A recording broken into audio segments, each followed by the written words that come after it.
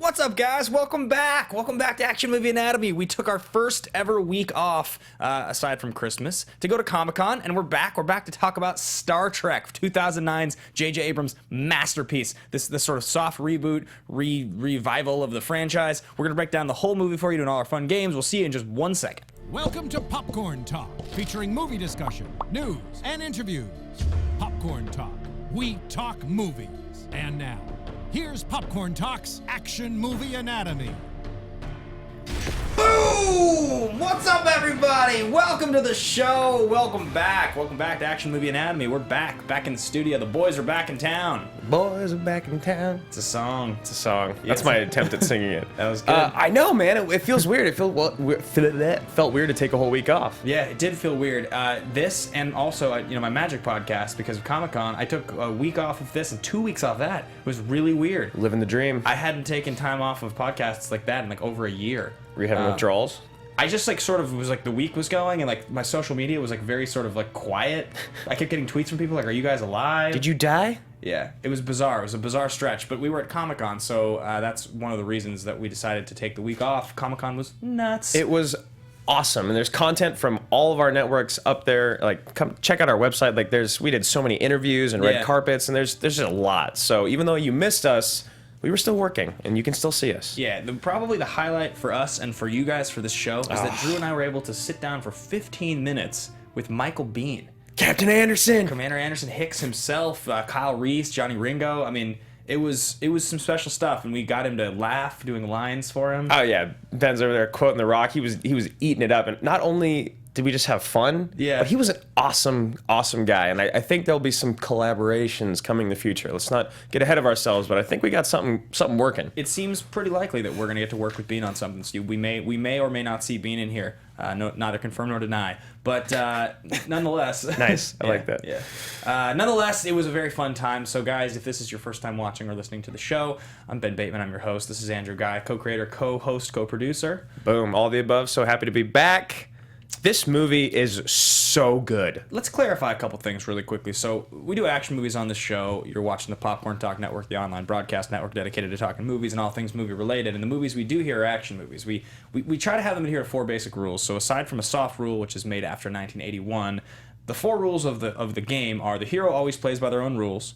The hero and the villain are always the smartest people in the room. The movie is driven by a police, military, political, or mercenary figure, and the movie contains a minimum of 1 explosion. However, we've talked on the show a number of times. We have debated on the show a number of times, and we've talked in our own friendship for about 2 years with this conversation, a year and a half. Yeah, about the kind of movies we're allowed to do on this show.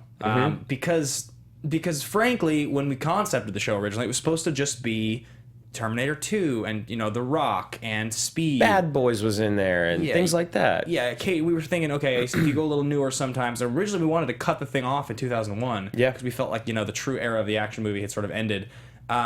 Because nowadays, we've said this a lot of times, the modern day action movie is the superhero movie. That's the tentpole action film. It really is. It gets the biggest stars, it makes all the money. It's very, very rare that an original franchise comes out anymore like it used to, with just a hero and makes a lot of money and gets ultimate sequels and big actors. And all the movies that are like that now are starring the guys that did action movies in the 90s. You look at the Expendables, the Reachers, the Wicks, the Equalizers, you know what I mean? And they're kind of they very much appeal to that audience, but kids don't go see them in the same way that kids fill the theaters for Civil War or for Batman versus Superman. Right. So we always felt like with this show, we really wanted to be the show that covered the franchises that were our franchises. A great example would be that the Bourne films, that's our franchise. There's no Star Trek show that does that. There's not a nerd culture show that does the Bourne movies or Mission Impossible. That's our franchises. Right. Thing is, this is a great movie, and it's totally an action movie. And it totally feels like the movies that we do on the show. It totally hits it out of the park in the way that we like our movies do. So we decided we would take a chance on this one. Yes. Doesn't necessarily mean that we're going to shift over to superhero or Lord of the Rings, sci-fi stuff like that entirely. But obviously we have made exceptions. We've done Independence Day. We did the new Independence Day. We've done films that didn't necessarily feel like what we thought the show was going to be. Because I know you guys have said you want to see us do The Dark Knight. It's one of our favorite movies of all time. It's a Batman movie. It's hard. You got to kind of decide where you draw the line. So we'll see as we go forward. Yeah, and I think Dark Knight's one of the closest ones that will to that line that we could maybe step over. But again, that's a conversation for later. But we've talked about this time and time again. tone. It's all about tone on this show. And this movie, because we had the same conversation with Gladiator, and we were both kind of reluctant to doing it. I mean, I obviously was pushing for it because it's my favorite movie, but we were reluctant to do it because we were worried it would feel too much like an Oscar-gunning epic instead of an action-adventure movie with the right tone. And after watching it, and since it has been dated, it's a great movie. It's still dated in the sense to where it's not the same as when a real intense action drama comes out now. We watched it and we were like, hell yeah, this is perfect. Yeah. And it's the same thing with Star Trek because you don't have to know the source material. You don't have to be a Star Trek fan. Yeah. You can just be an action movie fan that loves the things that everyone loves about action movies. Yeah. Watch this and be like, hell yeah, I'm on board. Yeah, it's got so many of the things that we love, and so that's why we decided we would give it a shot. Abrams, I mean, the other argument here, guys, is that if you've watched or listened to this show for a number of episodes, and some of you have, you know that we've done 60 plus episodes now, and we've gone through a lot of the stuff that you guys have wanted to see. There's still a lot of ones left that fit that original billing. But we may eventually at some point make a shift where we start to let ourselves do some of those movies we talked about, because ultimately we can kind of shape the future of the show how we want. Yeah. Now that I think because we've done so many episodes, we have a really strong idea of what the games are and how they work. If we were to do a Lord of the Rings movie, I mean, we could probably get away with it just fine. All the games would apply. We would have the same type of things, and we'll see. So all that being said, we're doing Star Trek today. That's what we decided to do. Yes. And Star Trek is just fucking epic. This movie's so sweet. It's so good. It's just yeah. I hadn't watched it all the way through in a long time. Like sat down and just put everything away and watched. I mean, I don't do that with many movies that often anymore. To where my phone's away and all that. Loved it. Yeah. Every minute of it. Yeah, absolutely. Let's cue the trailer. One of the greatest trailers of all time. Yep. You going to hold my hand? I just wanted to hold your hand. Right? Yeah. Wait, what is this is not the trailer. This is not the trailer. Sorry, guys, that's what we had. That's our fault on our end. It says Star Trek 2009 on it. Is there any way that you can I'll cue it up. YouTube, it's Star Trek trailer number 3. Vamp it up. Is it? Are you sure about yes, that? I'm positive. Okay. And sorry about that, guys. But just to let you know, while we are looking for that, this is going to lead into a fun little thing that Ben and I have talked about in the future. So just get your brains ready for it. We're going to come right back to it. You and I are trailer fanatics. Yeah, definitely. Like we can sit there and spend hours just watching movie trailers. Yeah, especially the ones that we love. Like the ones that were in question, I've seen like 30 times at least each. Literally 30 times each. And there's outrageous another one I just remembered to think about. So what we're gonna do next is Ben and I are gonna talk about the top 5 of our favorite movie trailers of all time. Yeah, and this is one of those things where if we wanted to do like a real episode of ranking, it's a whole different conversation. But if we're gonna do a thing where it's like, oh god, just thought of another one. Is it our boys that were on the show? Because I just don't know how we didn't talk about that. I do love the Warrior trailer, but no, it's a different one. I think we're going to do our top 5 favorite movie trailers. And I guess we could do it before, we could do it after this trailer. Oh, he's got it. He's so quick. Yeah, Donica's the best. Let's see if this is, I pray this is the, yeah, that's the one. I couldn't believe it when the bartender told me who you were. Why are you talking to me, man? Your father was captain of a starship for 12 minutes. He saved 800 lives, including yours. I dare you to do better. Enlist in Starfleet. You will experience fear. You will experience fear. Fear in the face of certain Fear death. in the face of certain death. I've seen this trailer so many times. So many. John's look here. Yeah. We received a distress call. I've been waiting for this day my whole life. Day of reckoning. This day of reckoning. We've got no captain and no first officer to replace him. Yeah, we do. Chills. Chills. So good. You are capable of deciding your own destiny. The question is, which path will you choose?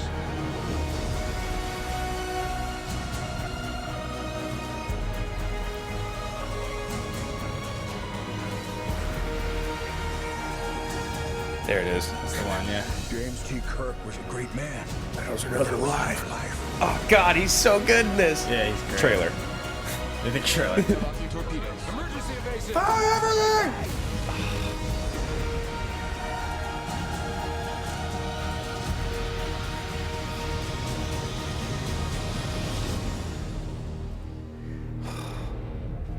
You know, it's a strong argument you can make, but I'll save it.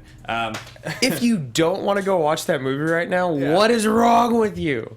Yeah, the movie's so good. All right, let's talk favorite trailers. Top Okay, five. let's do it, Top man. 5 favorite trailers. And guys, you know, if you want to follow along in the conversation, you can find us on social media. I'm at Ben Bateman Media on Twitter and Instagram. I'm fairly active on my Twitter, so if you want to share an idea with us, you know, do that.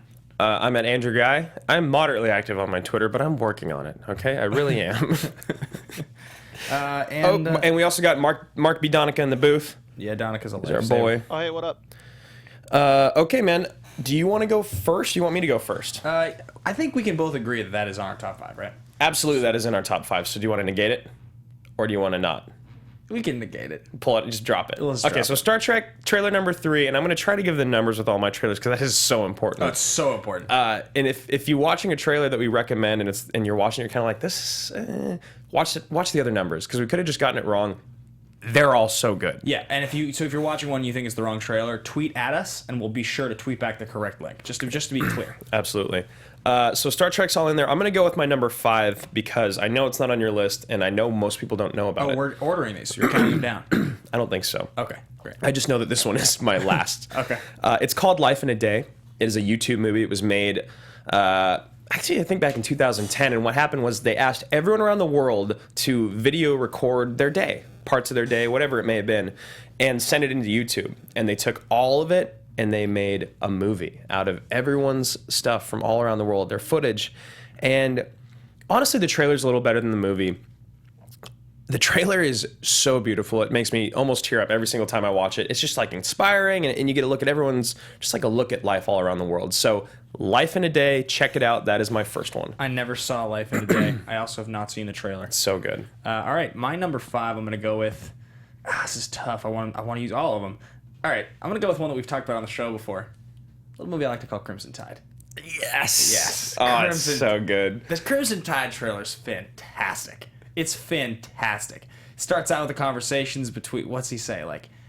I can't even remember all the lines. I know it shows the Go Bama Roll Tide line. I love the, you're on top of my list. Yeah. Thank you, sir. Yeah, exactly. It was a a short very short list. list. Yeah, exactly. That movie, that trailer's sweet, and then you get the drums, dun, dun, dun, dun, dun, dun, and then you get the voices like, "What we've always known, what becomes what we always feared." It's like the great old action trailer voice. It's so sweet, and then it definitely goes to my favorite line. It was according to strict Navy regulations, we cannot launch the torpedoes and bust. Both you and I agree, and we're like, "Oh yeah, Denzel." Anyway, that trailer's sweet. Oh, it's so good. I think there's only one trailer for that too, so look it up. Okay. Yep. I'm gonna go Man of Steel trailer 2. Gotta do it. This is the one with like the really soft music, like the Yeah. piano music, right? Yeah. Yeah. And it's got the Costner line, Yes. right? Where he's like, what's he say? He's something like, "Can I just go back to being your son?" He's like, "Clark, you are my son." my son. He's like, "Oh God, yeah. I need to go get some popcorn over I want you to take the world, think of it as an island, and it's just it's so good. What would you have me do? Yeah. I mean, I know I have so many questions when he's like talking to his dad, Russell Crowe. It's just epic. It's so epic. Yeah. The thing is, it's one of those movies. A lot of these movies is like this. The trailer's better than the movie. Yeah, absolutely. Significantly better. Because Man of Steel is pretty mediocre. It's got some good parts, but basically all the Costner scenes are the reason the movie's good. And then The scenes with Costner in that movie are incredible. yeah, they're so much better than the rest of the movie. And then like We were watching Batman vs Superman, and Yeah. you're like, the best part of the whole movie was his flashback with his dad. I'm like, God, you just love Kevin Costner. Just absolutely makes no sense, but yeah, but it's just so true. It's a good trailer. All right, I'll go just because I know we both have it. We must both have. No. I'll save it. okay. Prometheus. So good. Great trailer. It is incredible. So much better than the movie. It was on my honorable mention list. Yeah. And yes, much better than the movie. The Prometheus trailer is excellent. It's just got that. It's got that loud, like that. Yeah, that like alien sound, whatever it is. And then she says the one line. She's like, "If we don't get back to something, there won't be an Earth to go back to," or something Yeah. like that. We're butchering these right now. It's okay. That's why you have to go watch them, because trailer. you're going to be like, wow, those guys don't know what they're talking about. Yeah, the Prometheus trailer was really sweet. I remember loving that trailer to death. Next, I'm going to have to go Interstellar trailer 2. Yeah, one of my favorites. I knew it was going to be on your list, so I didn't put it. Okay, yeah, I know. Collectively, I know that you and I watched the trailer like 70 times because we quoted it pretty much daily for like a year. I'm coming back. He's got the look on his face. Yeah, he's crying. My buddy Jordan, who was a good buddy of mine in college, diehard film nerd as well, I hadn't seen him in years. Yeah. Literally years. And he just moved to LA, and I went over to his house for the first time. I go, what's up, man? He goes, what's up, Drew? How you doing? Yeah, it's been a long time. Have you seen the Interstellar trailer? Like, in the first sentence, I was like, no, not yet, because it was when it first came out. Yeah. The trailer did. He's like, I was like, okay, let me pull up my phone. He goes, no, put your fucking phone away. Yeah. So he brings me in his room. He's got a whole studio there because he edits as well. Like, incredible sound and like $800 headphones. Yeah. He puts them on my head, turns off the lights, cranks the music, and just leaves. Yeah. And he goes, don't say anything, don't get up until it's over. And I came back out 3 minutes later, and I was just like, yeah, it's the greatest thing I've ever it's seen. So good. That trailer was incredible. I think we watched the trailer daily for a while. We would every day. Yeah. Yeah, I love that one. That movie's so weird because I feel like it's actually better than you feel like it is. When we saw it, I was pretty let down by it. I think a lot of people were. There was so much hype. It was so long and it was so ambitious. But in retrospect, because the soundtrack has become one of my 5 favorite soundtracks of all time, I've listened to the soundtrack probably 1,000 times. It was my going to the gym or hiking soundtrack for like 6 months. Ben's roommate Jeff has like an incredibly expensive sound system, and you just cranks it, and the whole apartment complex, not just the room, shakes. Yeah, it's like reverberating. Yeah, and he likes to listen to the Interstellar soundtrack. And then also when I've thought about it, I just like that movie a lot more than I thought I did in the first place. I think that movie's really good. It's definitely ambitious and it's kind of bloated, but it's really good. We're gonna take so much of the show just talking about these trailers right now. Yeah, that's important. All right, so you go Interstellar. I'm gonna go with a little trailer I like to call. I'm gonna tell you a story. First, it's gonna sound ridiculous. That's so good. But the longer I talk, the more rational it's going to appear. Edge of Tomorrow. Edge of Tomorrow. I think it's trailer 2. I think you're right, but I'm not positive. The invasion will fail. We lose everything. That trailer is like, though it's one of the rare occasions where I love the trailer, but I like the movie even more than the trailer. Right. Which is like super rare when I like a trailer that much. I just remembered MI5. Yeah. We're like, Benji, the Syndicate is real. A rogue nation. We quoted that every day. Yeah, that's a really good trailer, but it's nothing compared to Edge. No, it's not on the same level. Edge is like a phenomenal trailer. It's got that song, "This Is Not the End," Yeah, and Cruz wakes back up. That movie's sweet.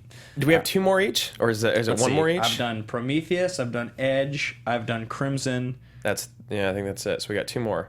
Yeah. Okay, we'll do just quick. You are right. We are taking a long time on these. Next is going to be for me, since I know the other one's going to be on your list, is going to be The Loved Ones. It's a horror movie that came out. Really? It is incredibly terrifying. Like, I remember watching it, it just looked like a good time. Yeah. Super scary, super creepy. Check it out. The Loved Ones. It's awesome. I know nothing about it. Yeah, it's real creepy. It's the only trailer though for it. Yeah, and it's about like this high school girl that kidnaps the dude that she wanted to take to prom and just torturing him, and it's awesome. All right, I'm gonna go with a little movie I like to call Congo. Yes. 1995. This is quite possibly my favorite trailer of all time. The myth of the killer ape is true. Yeah. The same hieroglyphics printed over and over. Tim Curry just like steals the show in that trailer. No, it's like it starts out and like I think it's Laura Linney and that dude from Nip Tuck, and they're on like camera, and then like you hear some like commotion and the camera goes off. Yeah. It's black, screen goes black for a second, and then it's like 2 people jump out of the helicopter. It's like the helicopter, and then it's like, it would take 2 scientists deep into the heart of the African jungle. And then like later in the trailer, some would come to it for science, others for fortune. The lost city of Zin. What does he say? The lost city of Zin. Yeah. The trailer's so sweet. I love that like so many people our age know that trailer so well. Yeah. It was terrifying as a kid. Congo was a horror movie to me as a kid. Yeah, it's not a good movie. Not at all. It's very bad, but the trailer is epic. Donica, sometimes, do you have to push a button to talk to us? Is that what goes on? We can't hear you otherwise? Yeah. So if you're laughing, we can't hear it? No. Do you sometimes laugh? Oh goddamn, yeah, I do. Have you laughed today? Yes, I have so far. Okay, Push Don't the worry. button when you laugh, for fuck's sake. Lauren. I think the last one is pretty simple, pretty straightforward. It's Dark Knight trailer 2. Dark Knight trailer 2. The first time you heard the real laugh and saw him, Yeah. chill. I watched that over and over and over. It starts with like the bike going up the ramp. Yep. And then it's like you hear Oldman, and he's like, "What do we got?" And he's like, "No name, no aliases, nothing in his pockets but knives and lint." And then it shows Ledger, Evening Commissioner. It's just Evening Commissioner. And then the laugh. I think you hear the laugh right then, yeah, right? I think so. Go rewind this segment and write down every single trailer that we just told you about and go watch them. Trust me. Any honorable mentions you want to throw in real quick? I'll just say really quick, There Will Be Blood and Tree of Life. Those are both good ones. I'll throw in Snake Eyes. Yes, dude, I love the trailer for Snake Eyes. I'm Ricky Sertoro. I'm Ricky, and I am the king. Cage just on top of his game, 100%. Yeah. He's got like a ridiculous jacket on. I think it's like the fourth movie that he made after leaving Las Vegas, maybe. Yep. It's like next in line. It's just like God. It's just yeah. and then Sinise. Sinise is so evil It looking. was a phantom punch. Yeah. Phantom Punch. That movie's great. That trailer's great. That movie's awful. Let's keep going. Much better. So, shall we get into thesis statement? Let's get into thesis statement. So, guys, if this is your first time watching or listening, you know what? Actually, that brings to mind watching or listening a story I want to share. Something from Comic-Con because it was a special thing. I got stopped in the lobby of the Hilton Bayfront by a fan of the show, a gentleman named Edward, I believe. I'm not going to look it up right now. I believe Edward Tao. And he's listening to the show. I believe you're right, yeah. And we talked for a minute, and what he said is, I listened to the show, the episodes, the movies I like, but you guys made me love Tom Cruise. And I said, and I was like, thank you so much for introducing yourself, what do you mean? And he said, I used to think he was kind of a crazy dude, and I just realized I liked a lot of his movies, and I've really listened to the show a lot, and I really love Tom Cruise now. I love the Tom Cruise movies. And I was just like, we've succeeded. We've succeeded in life. It was like a drop the mic moment. It was like, this is one of those things where I was like, I feel like I was probably freaking out more than he was. Right. Because I was like, somebody just told me that I made them love Tom Cruise. That's remarkable. If you're listening right now, I want you to know you've changed my life for the better. I think, first of all, I'm so sad that I wasn't there when you got stopped by AMA fans at Comic-Con, because the fact that you're willing, or that people would stop us at Comic-Con because of this show is just amazing and incredibly humbling. But this show did that for me. Yeah. Max too. Yeah. I mean, completely, man. And you, I think, are really the main reason, because we would have not talked about Tom Cruise on the show if it wasn't for your love for him. But it's 100% true, and I know you've said this, but when you interview Tom Cruise, you're going to tell him that story, because if you look at the guy and what he actually... Look, I celebrate the guy's entire catalog. Yeah, exactly. He's an incredible guy. So that's an awesome story, and I'm so glad that Edward stopped you. Yeah. So moving on to the thesis statement, guys. Thesis statement is that moment in the show where we like to share kind of a bold thought, a big thought about the film. Something almost rooted in hyperbole, the first this, the greatest this. It shouldn't be like, this is my favorite Chris Pine movie. It should be really something kind of big that you can kind of stick with and defend all throughout the movie, or all throughout the episode. So I'm gonna defer to you here first, Andrew. So I had to... This is my favorite Chris Pine movie. This was tough. I had two. And I think what I'm going to say is that this is the most important movie in Abrams, Pine, Hemsworth, and Quinto's career. Hands down. I mean, first off, to talk about the guys that had not nothing going on, but they were really on their way up. You look at Zach Quinto and Hemsworth, this is their first movie credit, like their real feature film credit. Yeah. Especially like something this big.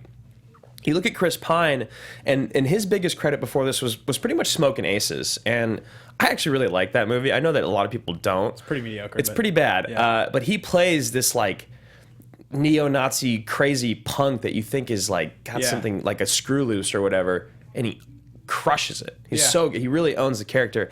And you look at Abrams, obviously when you look back, I think the biggest thing that people are going to talk about is that, oh, you mean the guy that rebooted Star Wars? Yeah. And then he produced a second. I mean, he's incredible. Yeah. He would have never gotten Star Wars had he not taken on something as big as Star Trek, which is minuscule compared to Star Wars. Yeah, in the grand scheme. And it's still massive. Yeah. You know, to take on something like Star Trek that you know is so much source material, there's so many people to please, and do this good of a job, and now he's doing Star Wars because of it. So I am sticking strong to my point that this is the most important movie in all of those guys' career. I'm going to go and sort of add to the back end of your point. My thesis statement is that this is the most important sci-fi movie of the modern era. It's the most important sci-fi movie, and I guess we could say the post-2000 movie-making era, because you could sort of say, you could even go as far as say sci-fi fantasy, but the thing about Star Trek and what was so incredible about this movie and why I say that is that Star Trek hadn't made a feature since '02, Star Trek Nemesis. And Nemesis, exactly. Yeah. That's the reaction. Yeah. When Star Trek was getting a movie made, like a reboot, there was this idea that the only people that would watch a Star Trek movie were Star Trek fans. I mean, that's how it had been. And there were Star Trek fans, but because it had been so long since Star Trek was really a part of the mainstream consciousness, like on the same level that like superheroes and Star Wars were, when this movie came out, it was a giant gamble. You put it in Abrams' hands, he really showed the world, you know what, I can make Star Trek likable to everyone. Palatable, exactly. Yeah. Everyone's going to like this movie. Everyone's going to see it. It's going to be a huge hit. And it's exactly what happened. And I think the reason it's so important is because it showed the studios, it showed just like the mainstream audience, you know what, nerd culture is pop culture. Pop culture is nerd culture. There's no such thing anymore. And you see things fail sometimes. Obviously, Warcraft is a great example of something where it's just like swinging for the fences, but like it just hasn't caught up yet. Yeah. But I mean, this is that movie that showed everyone in the same way that the first X-Men and the Spider-Man movie, the ones from the early 2000s, was kind of like we can do superhero movies. You know, this is the one that showed, I think, the world we can take franchised sci-fi or fantasy and we can do it. It can be successful. You don't need to be scared of a franchise. I mean, hopefully Warcraft doesn't set things back, but you know, the reason I'm sitting here in like such deep thought is not because I'm trying to like prove your point wrong. Yeah. It's because I think you're 100% right, and I'm trying to think if there's any other. Because originally it was gonna be like, this is the greatest reboot of all time. Yeah. And that's why next, I mean, we have a question from an audience member, and I wanted to change it because we'll get into why I want to change it, but I think that's a really good point, man. I don't think there has been a movie that's come out that is strictly sci-fi with so much source material and such a massive following that has been so, I keep using this word, palatable for everybody. This movie was so likable. I mean, this is everything that Guardians of the Galaxy ended up being, except it was before Guardians. Right. Like, I don't think there ever would have been Guardians of the Galaxy if Star Trek hadn't been successful. No. I mean, my sister, huge Trekkie her whole life. I watch The Next Generation with her all the time. My mom is the exact opposite, and I'm in the middle. Yeah. There's all three of the spectrum, and we all love this movie. So that's great. I love that.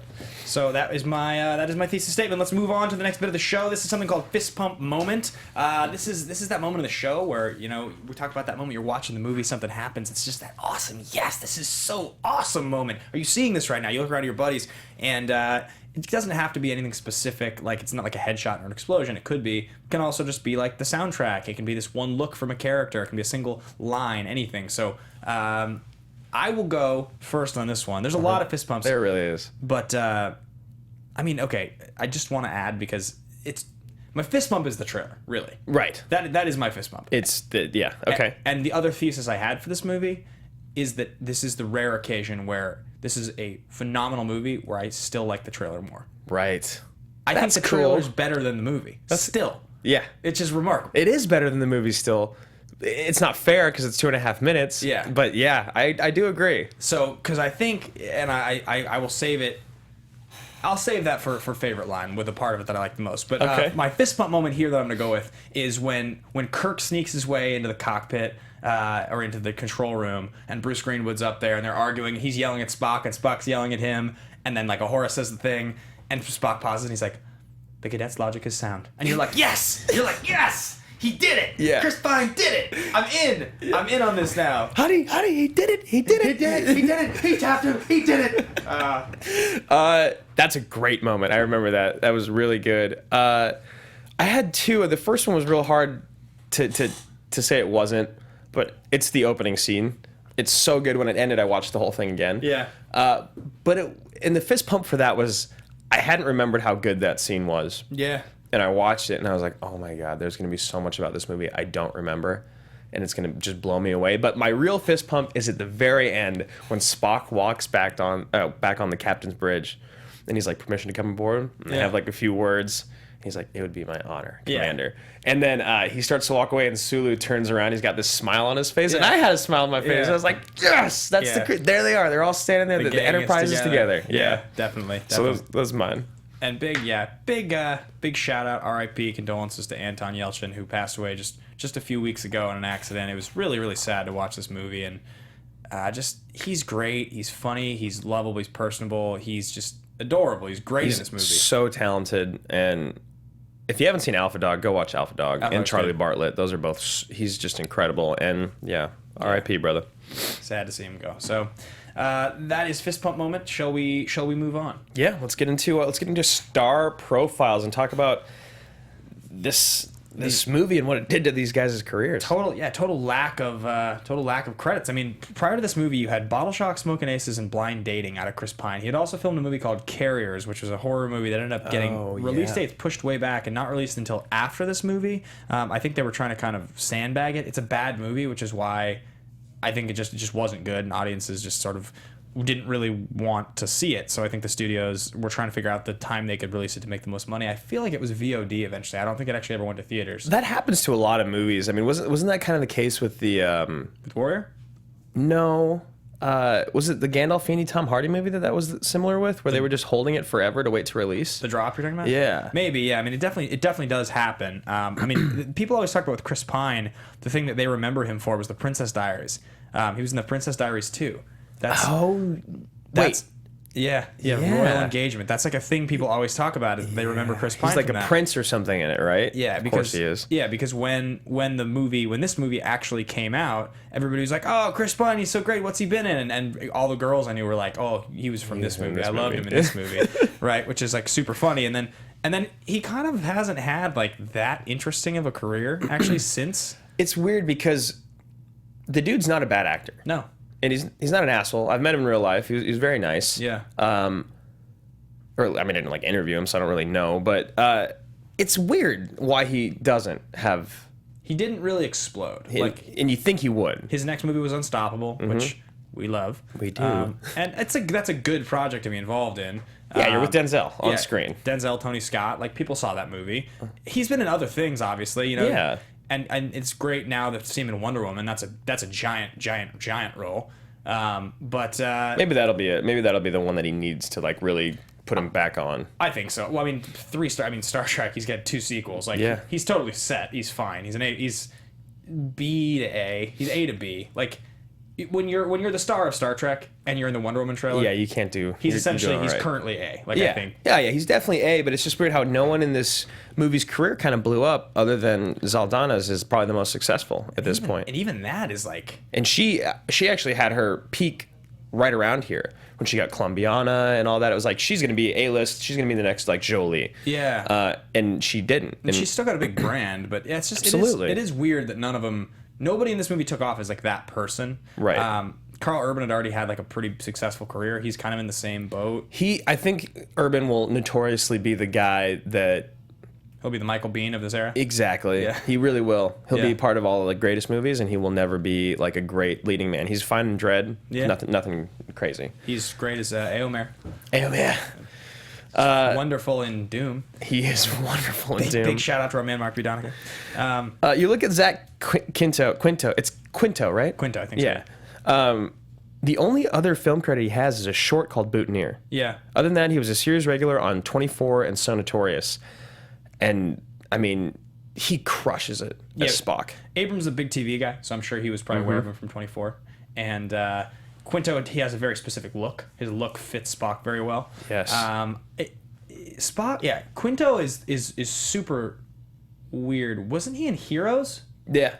He was. Yeah. That was after and this? the slap.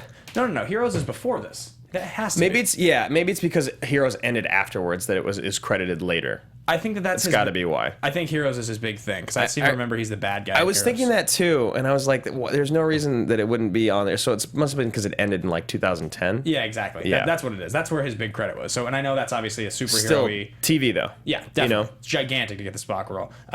The Slap, which the Slap is one of those shows where when you saw the trailer for it on TV, You thought it was a joke. totally, you're like, this has to be a joke. There's no way that they're making a show, and then it promptly got canceled after 6 episodes or 8 episodes or something. They're like, so he slapped someone else's kid in a pig barbecue. How are we gonna make a show out of this? Yeah, it was one of those things where like, even if that's the premise of the show, can't you like make a trailer and call it something else? Right. The fact that you shot the trailer, that's the inciting incident, and you call it The Slap, somebody got fired over that one. Yeah. There's no way. I just can't even. It'd be like if you called Mad Max Fury Road the car chase. Yeah, exactly. I mean, or like the beauty of Hollywood though is that like we interview people and go to these events and are at these industry parties so often that like I'm gonna be talking to some guy at a bar one day. We're gonna be getting along swimmingly. We're gonna be sharing our love over Tom Cruise and talking about how fantastic the finger food is. And he's gonna tell me that he's the executive producer of The Slap. And he's like, and I'm gonna be like, I am so sorry. You'd be like, oh. Yeah.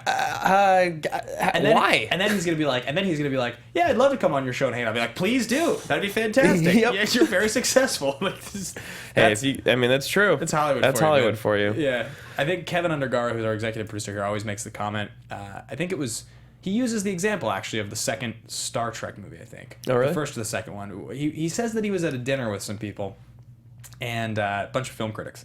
And that they came out of the movie and they were sitting and eating, and everybody's like, well, I kind of thought in the third act it sort of fell apart, and in the second part it wasn't so good. And at the end of it, he just walked home and he was like, what do these people know? That movie made $300 million. Exactly. Like, what are they talking about? Like, and I think it's just funny how Hollywood exists in this weird reality where like you have to, if you're in the industry, you have to recognize there's like this paradigm shift. You can either be a critic or you can recognize that success is success. Exactly. It doesn't matter where the success comes from. If something gets made and put on television, that is success. Absolutely. Even if it gets canceled. If you're getting paid to do what you like to do in any sense in this industry, Yeah. that is success. Yeah. Honestly. It's wild. It's like when you really think about it, it's like somebody who's on network television as a series regular, even if it's in a bad role or in a bad show, that's still so difficult to achieve. It is so difficult, and that is a life-changing role and paycheck. Yeah. That most people can't even fathom the numbers that come behind a shitty series regular job. So big ups to you, Zach Quinto, for starring in The Slap. Yep.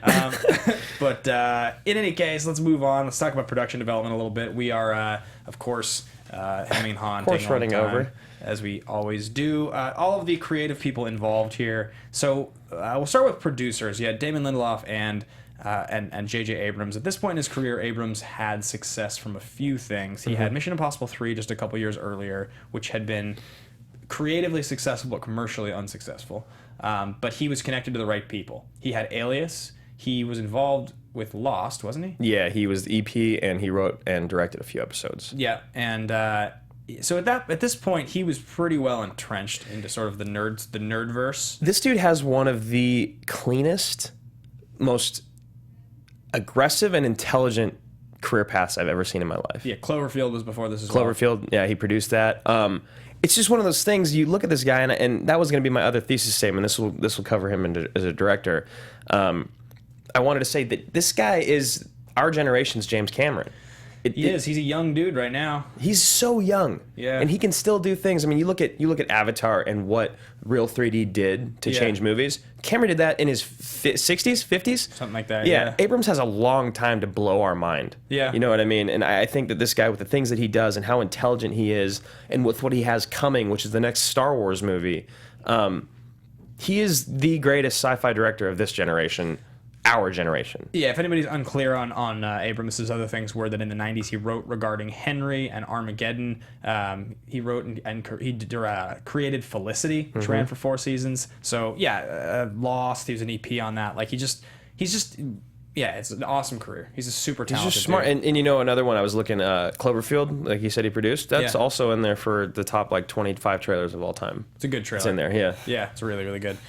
So yeah, that's Abrams. Then you have his writers, Roberto Orci and Alex Kurtzman. These guys found a lot of success writing Transformers in 2007. They had a production company they formed together. Orci actually he's credited on the newest Star Trek, but they split as a creative team sometime around like, I think it was like 2014 or something like that. And both very successful. I mean, they've been involved with Spider-Man 2, Ender's Game, Star Trek Into Darkness. So these guys, they had worked with Abrams originally. I believe Hercules, The Legendary Journey. On MI3 Yeah. they worked together. And they worked on Alias together. Yeah. Yeah. So these are guys like it's that one of those little fraternities where like all of these creative people, they kind of know each other, they work together, and they just sort of they all get the success. It's just like when your team wins the NBA championship. Yeah. Your assistant coaches all get hired as head coaches, and everybody goes after your backup point guard. It's like everybody wants to be involved with success, even if it's not you necessarily. That's the reason that it was successful. Speaking of Derek, do you know that Derek Fisher is the #1 postseason game winner of all time? No. He has 5 more wins than Duncan, and he is the #1 postseason winner of all time. Which is just that's kind of reminded me of that stat. Unbelievable. Anyway, so that is Roberto Orci and Alex Kurtzman, and then lastly, that's produced and written by the same people. So yep, it's everybody. There's some of this fun production notes in there, but we can. Is there anything you want to talk about now, or you want to wait till later? No, we can just sort of move around with them. I mean, it's one of these things where so many of the pieces of this movie were so specific. I think there's a lot of excitement around this, and it was extremely secretive. Most of the actors weren't given full scripts. Incredibly secretive. Yeah, this is sort of funny. During production, because everything was so secretive, only a few people were given copies of, were able to see the rough cuts of the film or access to the working script. The highly secretive production people were Rod Roddenberry, Ronald D. Moore, Michelle Nichols, Walter. This is so like poorly printed, I can hardly read it. Walter Koenig, Jonathan Frakes, Ben Stiller, Tom Cruise, and Steven Spielberg. Of course, the 3 of them are in there. Yeah, why wouldn't they be? Of course, Cruz got to see a rough cut. They were traveled and carted around on these golf carts that were just completely covered, so no one could see anyone in costume or who was in the movie or anything. Jennifer Morrison wasn't. She was literally only given her scene. So was Hemsworth. It's Star Trek. It's one of those. It's a huge deal. They do the same thing on Star Wars. Yeah. Orci and Kurtzman, they cut down the technical terms and they wanted to just rename it Star Trek so that you wouldn't feel like you had to have seen so many other Star Trek movies to know the source material. And so, yeah, I mean, I think that's kind of. Yeah, because I actually didn't know when I went into watching this, it was when I was doing research, that it's actually called The Future Begins. Star Trek 11, The Future Begins. Yeah, it's the unofficial title. Right, and I think that if they did that, that would have been horrible for marketing. Yeah, well, it's also one of these things where there's a long running stigma that every other Star Trek movie's bad. Right. There's like and that Nemesis was supposed to be good. Well, there we go. So yeah, in any case, that streak was already broken. So and this movie completely changes it as we get into like box office and critical. This movie was incredible. So it was made for $150 million. It opened May 8th in 2009. Yep. It grossed $257 million domestic and $127 worldwide for a grand total of $385. Yeah. Almost $400 million for the first Star Trek movie that this younger generation had seen. The #1 movie in the whole franchise of all the Star Trek movies, including Into Darkness. IMDb 8.0, and then Rotten Tomatoes, we got a 95, a 92, and a 91 from all critics, top critics, and audience. Which is opposite of our normal. It is. It's just weird. It's rare that first of all, it's rare that all 3 cutters are over 90. Right. That's the rare occasion. It's like face-off territory. Just kidding. But no, you're not though. Honestly, I think that's true actually. But the fact that audience is the lowest, that never happens on our show. And I think it's because you think about true Trekkies and certain things in this that must have just pissed them off. I'm sure there had to be things that pissed them off. The one producer we did forget to mention just before we move on is Damon Lindelof, who's the other producer and creator of Lost. And he was the other guy, the big credited guy on this, which is huge. It was basically just the 2 of them were the 2 EPs. Yeah, I mean, Lindelof had been. Lindelof and Abrams are both very involved in sort of the comic booky sci-fi fantasy action world because Lindelof, as well as Lost, he wrote a Wolverine versus the Hulk comic book at one point for a short while around the time Lost was coming out. Josh told me that. I heard it was sweet. It's good. Yeah, it was good. But like he's just very much that guy that's in that world. So anyway. All right. Favorite line? You had one from earlier, right? Yes, definitely. I cut it from my fist bump because my favorite line is actually from the trailer. He says it in the movie, but the way it's delivered in the trailer is the way I like it best. And it's when Bruce Greenwood looks at him and he says, "Your father was captain of a starship for 12 minutes. He saved 800 lives, including yours. I dare you to do better." Why are you talking to me, man? Yeah, exactly. Yeah. And it's a little long word in the movie. He saved 800 lives, including your mother's and yours. But it's just in the trailer, the way it comes out is so dramatic and awesome. So when I met Bruce Greenwood at the SAG Screen Actors Guild Awards, I think it was probably Sounds right. last year. The audio on that interview crackled out, so we couldn't actually use it. But that's the first thing I said to him. I was like, Bruce Greenwood, this is so cool. And he's like, what's up? And I was like, you've got one of the greatest trailer deliveries of all time. And I say the line for him. He's like, yeah, it's a hell of a line. A hell of a line, son. Hell of a line, son. To hear him saying that. Or something. I don't think he really said that. I think he was less entertained by it than I was. Of course. It's one of the rare occasions where me quoting a line for someone, they don't laugh. I think he was like, it's okay. But in any case, yeah, that's my favorite line is the Captain of a Starship line. That's great. I think my favorite line has got to be at the very end of the opening when Hemsworth, he hears the baby get born. Yeah. And she's like, and there's just the looks on both their faces because he's just staring off, like imagining. And he's like, what is it? Yeah. She's like, it's a boy. He's like, tell me about him. Yeah. You know, and she's like, he's beautiful. It was just, I love that opening scene so much. Yeah, and that's good. kind of the climax of it right there is like he gets that moment to meet and talk to his son. That's it. That's my favorite line, hands down. And she says, Tiberius? No, it's a terrible name. Let's name him after your dad. Let's call him Jim. Let's call him Jim. Yeah. Yep.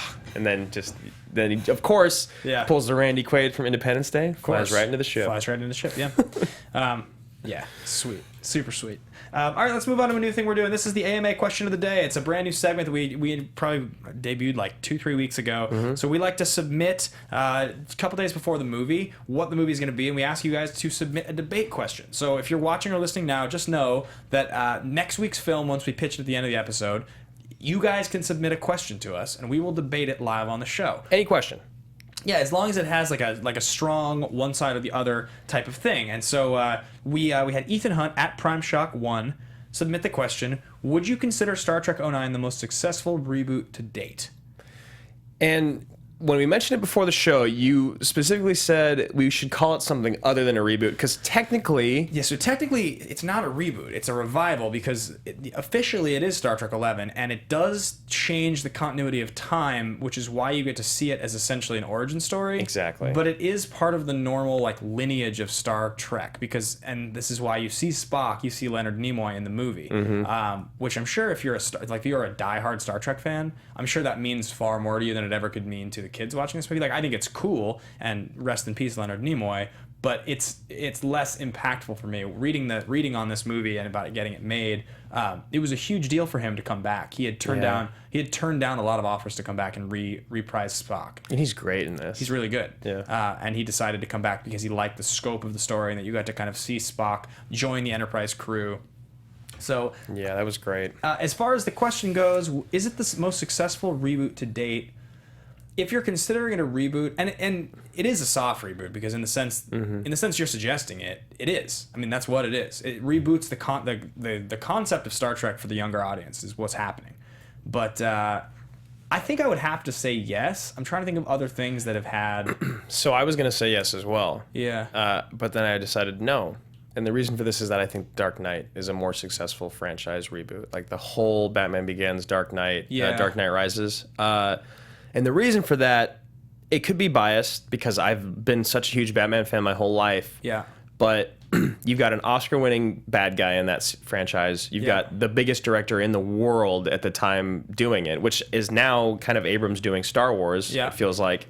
I just felt like The Dark Knight kind of changed lives. It kind of changed pop culture. It changed everything for a while. Whereas I think Star Trek was incredibly impactful, but just not in the same sense. Yeah, I think that's fair. That would probably be the closest one you could argue because I don't think it's fair to call Force Awakens a reboot. Nope. It's they had been too recent that they had done other movies. I think 06 or 05 was the last one. We knew that there was going to be some sort of redemption for that horrible trilogy in the middle. Yeah, I mean, it is kind of a reboot, but even though, I think I might go with you, actually. Yeah. We've had 3 Star Trek movies, and the adoration for those Star Trek movies is high, but it actually doesn't compare to those 3 Batman movies. And it's not even because Begins or Rises are so much better than any of the Star Trek movies. It's really just because Dark Knight it's like the whole concept in sports that you get the best player in the trade. If you're comparing the two, exactly. You got to compare Star Trek 1 to Dark Knight. And if you're going to compare those 2 movies, Dark Knight is just so important. It's like it's a culture shift movie. Absolutely. You've changed things. Yeah. Forever. It's a culture shift movie. I mean, and they're just and the mythology that goes along with Heath Ledger dying with that character. Yeah. There's just so much that goes with that movie. It's close, but I think I'm going to agree with you. Cool. It is the Batman franchise. So thank you, Ethan Hunt, Prime Shock at Prime Shock 1 for submitting your We question. really just wanted to pick Ethan Hunt to ask the question. That's really what it was. Yeah. And we will continue to do that. So remember, guys, you can submit. It's hashtag AMA question, and obviously tag us at AMA Podcast in that to submit your questions. Let's move on to Recast. We haven't done a traditional It's been a recast while. in a while. All right, so let's start from the back. No, I don't want to start from the back because I'm so excited. All right, we'll start from Pine and we'll go the opposite direction because you're so excited. Okay, so Chris Pine, just for the record, I don't even think it's a question. I knew who you were going to cast in this. It's Tom Cruise. It's Tom Cruise. We're going. You're pulling specific actors from the 80s and 90s in sort of their prime, and this is I would be choosing like probably 90s, mid 90s, like Jerry Maguire or just before era, like the Firm era Cruz. It's just even Pine says it. He said that the three characters that he based his Kirk on were Tom Cruise and Maverick in Top Gun. He based it on Han Solo, and he based it on Indiana Jones.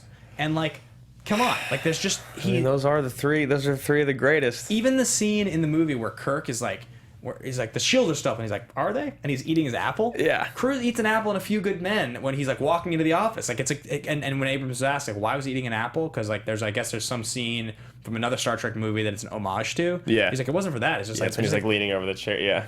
I think leading men eating apples look particularly cocky, so I wanted to eat an apple. And it's so funny because that specific scene inspired mine as well. I had a really bad 90s recast. I was originally going to do Chris Pine and Zachary Quinto as Joshua Jackson and James Vanderbeek. It's really sweet. But then yours were too good, and I was like, people are just going to think I'm an idiot. So what I decided to do was, for the same reason, Mr. Brad Pitt is known for eating. The dude always is eating in scenes. Always eating. And it was when he was sitting there eating an apple, I was like, you know who would do that? It would be Brad Pitt would do that. And he'd be young, and he's like, the same time as Seven, maybe a couple years before, eating an apple, young, hothead. Totally see him. Yeah, sweet. You're gonna love my Quinto. Okay, let's go with our Spock. Let's go with the Zachary. I like mine a lot. Keanu. You want Keanu? Keanu Reeves. Because it was the 90s, so they wouldn't take it as seriously. Yeah, They'd put the makeup on him, and he would just deliver all of his lines. What was the line? Or rescued. I'm going straight to Nick Cage. I'm gonna back away from this one, but yeah, I'm gonna go Keanu for Spock. You will experience fear. Yeah, Fear in the fate of certain death. Yeah, fear in the fate of certain death. That's amazing. I like that because I do agree that if you were going to make this in the 90s, it would not be as serious. Yeah. It's like when you look at those like 90s renditions of sci-fi and horror and fantasy and stuff, like it's like they're trying to take it seriously. But the 90s was just a joke, kind of. Yeah, in a lot of ways. In a lot of ways, it's just you just couldn't take it that seriously. No. Okay, so I'm going to go with my Zachary Quinto is Tim Daly. Tim Daly? Yeah. The golfer. No, I'm joking. Tim Daly. So he has been in a ton of stuff. Originally, the thing that I remember Tim Daly for the most, just because I love it so much, is that he's in Diner. Eventually, he ended up doing the voice of Superman in the Superman cartoons. You guys would all know his face. I know. I have to look him up because it's driving me crazy. Timothy Daly. He's a Main Street guy. You've probably seen him before. The thing is, Tim Daly has this voice and this very sort of robotic delivery that he's able to do with a lot of his lines, which is why he's good as the voice of Superman. Right. That I think if you were to put the makeup on him, I think he could really pull it off well. I can buy that. I think that's a good sound logic. It's the exact opposite of why I thought mine would work well. He's a little too handsome, and like he's not kind of weird or alien looking enough. Right. But like so is Eric Bana, and they just like threw makeup on him. Yeah. Like I think if you put the right makeup on him, the right prosthetics, I think Tim Daly could. I think totally he can make do it. anyone look like anything. Yeah. Really. I think he could totally handle it. For Zoe Saldana, I went with Alyssa Milano. Okay. And I know that with the casting on this movie, they stuck strict to the racial boundaries or whatever you want to call it. Yeah, they were supposed to be sort of racially specific, like racially specific for the casting. Yeah. And I get that, and I just thought that it might just be good if she's just not a white chick, just another white chick on the bridge, and I think just some sort of diversity. And plus, Alyssa Milano in the '90s was huge. Yeah. I think that she would be the type of person they would cast at the time. So the girl who I wanted to use for my Zoe Saldana is the girl from Angel Heart. Her name is. I just wanted to use Catherine Bell, who's kind of like the hot news reporter in Bruce Almighty. Yeah, she's hot. It's Lisa Bonet. Lisa Bonet. You know what I'm talking about? No. Okay, Lisa Bonet. This is what she looked like. This is her now, but this is she. So Lisa Bonet, she's in Angel Heart. I absolutely know who she is. Yeah, and she's had some pretty major roles. She's good. She's kind of intense. She's kind of intense, and I think she fits. She fits the time period. She was the right age. Yeah, they have to be kind of young. Yeah. It's the beginning. Yeah, you kind of all need them. I mean, I heard that Matt Damon was rumored to be playing Kirk, and so he called Abrams and was like, "Hey, I had heard that you were thinking of casting me as Kirk," and Abrams very politely said, "No, you're too old." I'm sorry, you are too old. Yeah, that's not true. Yeah, Chris Pine that's 10 years difference right there. So that is my Zoe Saldana. I Lisa love Bonet. my Carl Urban. I have two, and okay, go ahead. I went with Brendan Fraser. You went Brendan Fraser. Brendan Fraser. That's very good. It's perfect for the time. Super solid. Yeah. That's actually really good. Man, so I had two Carl Urban choices, and I like them both a lot. Originally, I wanted to go with Michael Biehn. He's supposed to be a little older, I think, because he says, that the ex-wife took everything but my bones. Right. So I think I could kind of see Michael Biehn doing it. Like I could see him handling that role well Totally. at the time. But in the end, I decided to go with Carl Weathers. I just That's sweet. It's just like something about he has this kind of macho there's a part of me that's like, Damn it, Jim, I'm a doctor. yeah, right? Yeah. There's a part of me that's like, I just wonder, he's a little older, but Carl Weathers still looked pretty damn good. If you took He's incredible. Predator era Carl Weathers, and he was super jacked, because Urban's a lot bigger than he looks Than like a Jim, lot bigger yeah. than Jim. Yeah. So that's what I was thinking, is that I think Weathers would be super super good as Carl Urban. I think that's my final choice. That scene with Carl Urban and Chris Pine when he's trying to un whatever him with all funny. it's really funny. It's good. My last one, my Eric Bana. Yeah. I went with Johnny Depp back when he could actually do good things. Oh wow. Okay, Yeah. you went really serious. Yeah. Excellent. So this is my favorite recast of all. I'm so excited for this. I refused to tell Andrew before the show started. What is it? So when we decided that this was 90s and this would not be taken that seriously, so you thought about using Keanu here, and I was thinking about the year this would probably be made, which would be maybe 1996. I was just thinking because apparently Cameron Crowe saw screening this movie and he was like, who was that guy who played the bad guy? And he couldn't figure out that it was Eric Bana because he was so covered in makeup. Yeah, okay. So I decided to go with, God damn it, Jim, I'm a doctor. I just figured Schwarzenegger As Bana? in his prime. Because think about it, the movie would start. Fire everything! Yeah, exactly. I think it might ruin the movie. Oh, it would be terrible. But it also might make the movie so 90s perfect. If Schwarzenegger. Captain James T. Kirk was a great man. Yeah. That was another life. That was another life. I want to make you watch. He's just short. Ew. Schwarzenegger, maybe that's wrong. Maybe that's wrong. But I just feel like for the 90s, That was beautiful. It's Schwarzenegger the 90s. It's like the thing is in the 90s, they would put Schwarzenegger in anything and it didn't matter. It was gold. Yeah, so okay, you put him in as Mr. Freeze and he has the scene where he looks really out of place in the lab. Okay, so I think you could maybe get away with Schwarzenegger if he was covered in makeup. In the 90s, I loved Batman and Robin. Exactly. Exactly. So that's mine. Guys, it's been a long time since we've done it. So at AMA Podcast, hashtag Master Recaster. Let us know whose recast you liked more. It's been so long. I'm excited. These were good. Yeah, These were good ones. These were fun ones. All right, so we have a couple lines here. We're going to revisit an old segment we haven't done in a while. And this is a segment we like to do called Cage versus Cruz. One of our favorites. Would the movie be better if one of the roles was played by Nick Cage or Tom Cruise? A couple lines here. We have, damn it, Jim, I'm a doctor, and a rescue attempt would be illogical. Damn it, Jim. I'm a doctor. Damn it, Jim, I'm a doctor. Damn it, Jim, I'm a doctor. A rescue attempt would be illogical. Rescue attempt would be illogical. Yeah, that's pretty good. Those are good. Rescue attempt would be illogical. Who else could they be? Fire everything. Yeah, or you could go with Albert Finney. Damn it, Jim, I'm a doctor. Oh, no. Rescue attempt would be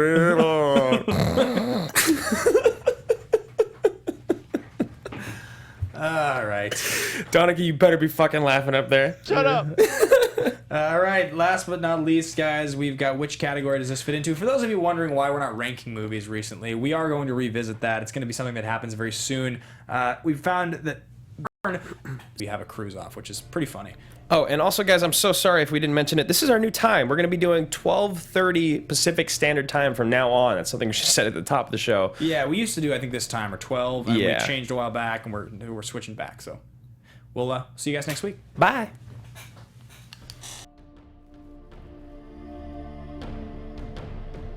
From producers Maria Menounos, Kevin Undergaro, Phil Svitek, and the entire Popcorn Talk Network, we would like to thank you for tuning in. For questions or comments, be sure to visit popcorntalk.com. I'm Sir Richard Wentworth, and this has been a presentation of the Popcorn Talk Network. The views expressed herein are those of the hosts only, and not necessarily reflect the views of the Popcorn Talk Network or its owners and principals.